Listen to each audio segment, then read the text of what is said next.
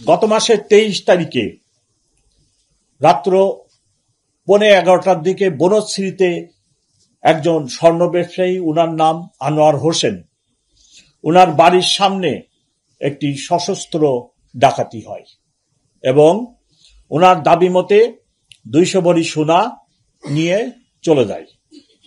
সেই ঘটনা বিভিন্ন মিডিয়ায় ইনক্লুডিং সোশ্যাল মিডিয়ায় ব্যাপক প্রচার লাভ করে এবং যে ঘটনাটি ভিডিও আকারে বিভিন্ন সোশ্যাল মিডিয়ায় আসে সেটা অত্যন্ত ভীতিকর এবং মানুষের মধ্যে ব্যাপক নিরাপত্তাহীনতার সৃষ্টি করে।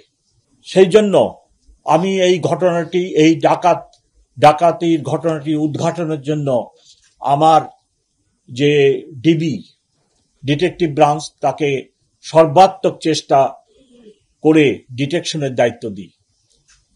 গত মাসের 23 তারিখের ঘটনা, আজকে মার্চ মাসের 8 তারিখ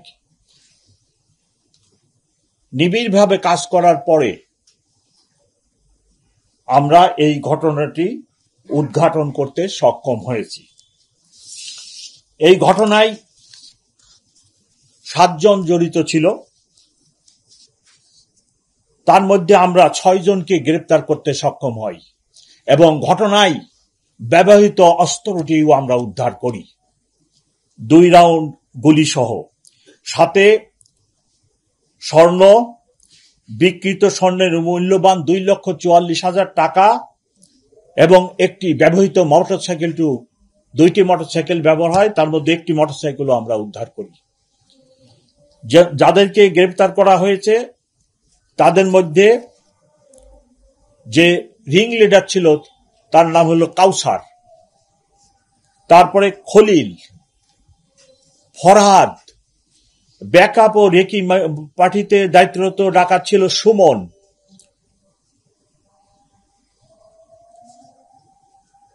দুলাল চৌধুরী। 6 জনকে আমরা গ্রেপ্তার করি।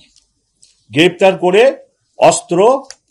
অস্ত্রটি হচ্ছে 7.62 mm রিভলভার এবং গুলি, মোটরসাইকেল, এই সকল উদ্ধার করি। এই ডাকাতি মামলা উদ্ধার করতে যে ব্যাপক কাজ করার ফলে আমরা আরো অন্যান্য ডাকাত, তার মধ্যে অন্যতম 24 সালে ডাকাতি করে ফারহিন জুয়েলার্সে, সেটার মূল আসামি ইয়াসিন মাল, তারপরে দেলোয়ার, তাদেরকেও আমরা গ্রেপ্তার করি।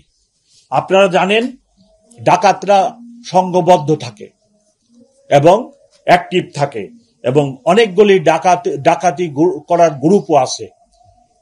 এই ঘটনাটি উদ্ঘাটন করতে যেয়ে আমরা ওই সকল ডাকাত দলকে চিহ্নিত করতে সক্ষম হয়েছি এবং অচিরেই আমরা তাদেরকে গ্রেফতার করতে পারবো বলে সক্ষম হব। আমি ঢাকাবাসীকে আপনাদের মাধ্যমে এই কথাটি বলতে চাই, এই আশ্বাস দিতে চাই যে এরূপ একটি বড় শহর, এই শহরে নানা পেশা, নানা গোষ্ঠীর এবং প্রচুর ভাসমান লোক, তারপরে বিভিন্ন দেশের বিভিন্ন অঞ্চল থেকে প্রতিনিয়ত লক্ষ লোক আসে, লক্ষ লোক চলে যায়। এরূপ একটি শহরে কিছু একটি ঘটনা ঘটলে আপনারা অবশ্যই আতঙ্কিত হবেন না। আমরা ঢাকা মেট্রোপলিটন পুলিশ আপনাদের পাশে আছি, আমরা কাজ করে যাচ্ছি এবং ঘটনা ঘটলে আমরা সেই ঘটনা উদ্ঘাটনের জন্য যার পর নাই চেষ্টা করি। আর আপনাদের প্রতি আমার অনুরোধ, সোশ্যাল মিডিয়া যারা ব্যবহার করেন তাদের প্রতিও আমার একান্তভাবে অনুরোধ এবং সাংবাদিক হিসেবে আপনাদেরও ইথিক্সের ভিতরেই আসবে, সেটি হচ্ছে যে একটি এইরূপ ঘটনা যেটি বনশ্রীতে হচ্ছে, যেটা জনমনে আতঙ্ক সৃষ্টি করে, এইরূপ ঘটনা আপনারা সোশ্যাল মিডিয়া, আপনাদের মিডিয়ায় প্রকাশ করেন, কিন্তু একাধিকবার যদি একই ঘটনা প্রকাশ করেন, অনেক শিশু, অনেক বৃদ্ধ, অনেক দুর্বল চিত্তের লোক আছে, তাদের ভিতরে বেশি আতঙ্ক সৃষ্টি করে।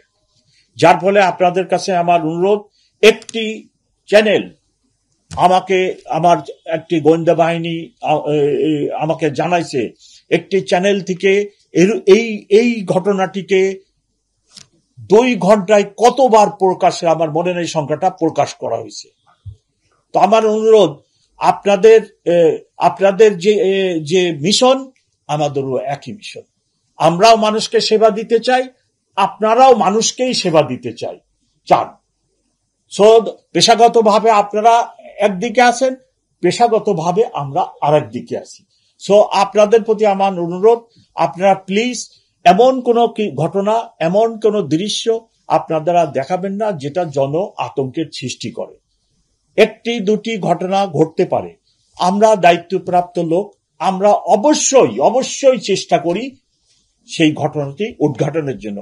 তার একটি প্রকৃষ্ট উদাহরণ বনশ্রীর এই ঘটনা। এই ঘটনাটি যে পরিমাণ ভাইরাল হয়, তাতে জনমনে ব্যাপক আতঙ্কের সৃষ্টি হয়। কিন্তু 23 তারিখে ঘটনা হওয়ার পরে আজকে 8 তারিখ, ইনশাল্লাহ আমরা এই ঘটনা উদ্ঘাটন করতে সক্ষম হয়েছি।